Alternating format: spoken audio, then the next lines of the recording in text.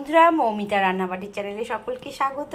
আজকে দেখো আমি একটা নতুন রেসিপির সাথে হাজির হয়েছি।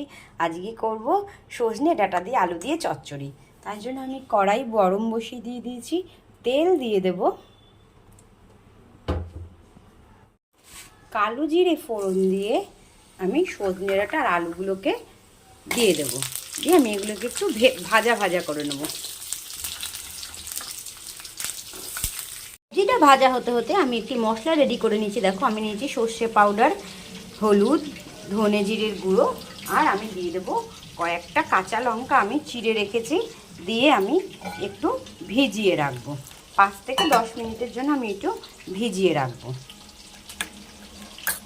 আলু সজনে ডাঁটাগুলো আমার ভাজা হয়ে গেছে। এবার আমি পেস্ট করা মশলাটা আমি দিয়ে ভালো করে নাড়াচাড়া করে কষিয়ে নেব। মশলাটা আমার কষানো হয়ে গেছে। এবার আমি জল দিয়ে দেব।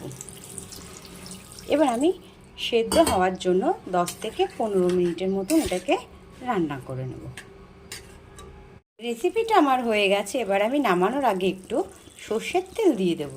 দিয়ে নাড়াচাড়া করে আমি এবার নামিয়ে নেব। রেসিপিটা আমি নামিয়ে নিয়েছি। রেসিপিটা তোমাদের কেমন লাগলো অবশ্যই কমেন্ট বক্সে জানিও। যারা আমার চ্যানেল নতুন তারা যারা এখনো সাবস্ক্রাইব করোনি, সাবস্ক্রাইব করে লাইক কমেন্ট করতে ভুলো না।